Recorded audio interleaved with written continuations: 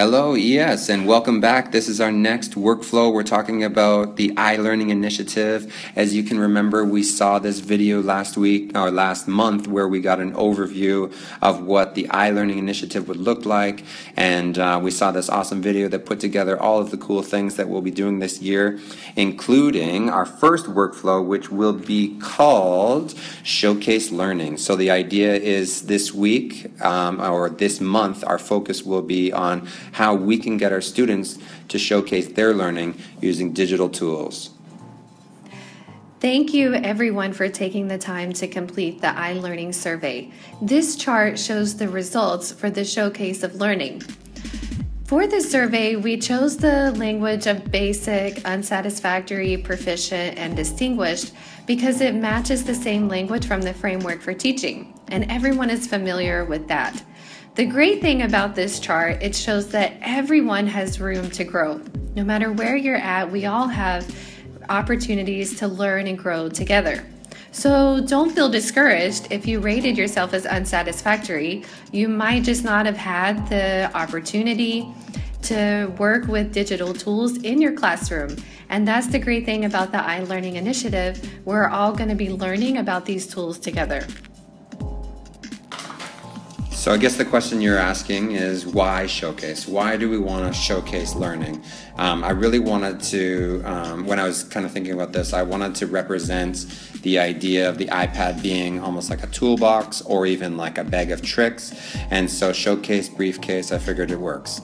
The real thing about showcasing learning is that it'd be one of the tools that our students can use when they approach their learning using digital tools. And it's a way that they can share so many things about their learning, and it touches upon a few really important points. Such as making thinking visible. When you showcase student learning, you're giving them the opportunity to add annotations, to add voice recordings. These can all be stored digitally and shared out with you, the teacher, with their peers, with their parents, and it gives you just a really great opportunity to see their thinking. Using digital tools can completely transform the way we document student learning. You can store it and then go back to it again and again. One of the other awesome, amazing features of showcasing learning is that it provides choice. In this picture, the student was supposed to be doing a shadow puppet activity, but he didn't have that app downloaded, and we realized that he could showcase the learning using a different app, and in this case he was using bContext. And so we believe that with the freedom of choice and the students allowing getting that choice, they are able to exercise some autonomy, and I think that that also helps with some buy-in on the activities because they're really interested in using the tools that they love to use.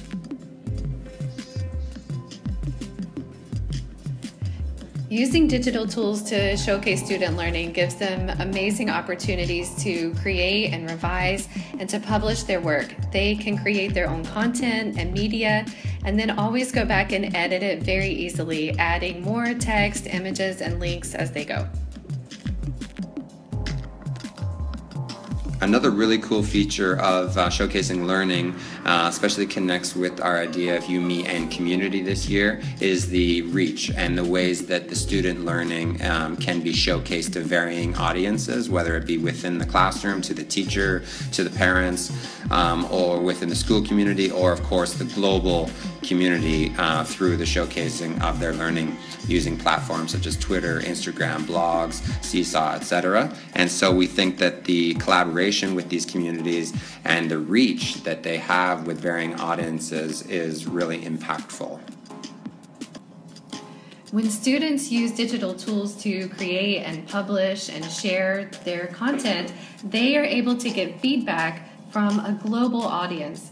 They could also receive valuable feedback from the school community, their peers, their parents, and of course you, the teacher. one of the ways that we're going to be showcasing learning with our students is using an app called Seesaw.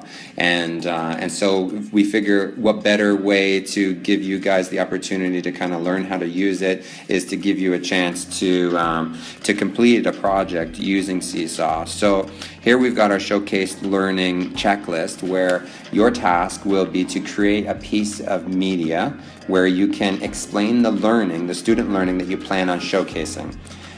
We ask that you add text, voice, and drawing using Seesaw or another app of your choice.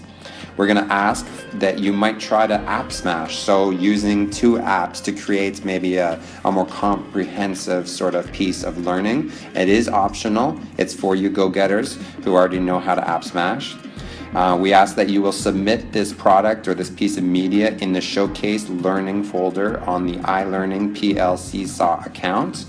And for all you go-getters, take a screenshot of this Showcase Learning checklist and resubmit it, annotated and completed, on the Showcase Learning folder on the iLearning PL Seesaw account. We hope you guys have fun with this activity. We hope that you see it as relevant, getting some time to tinker with the app and see ways that you can use it with your students and give them a chance to showcase their learning too.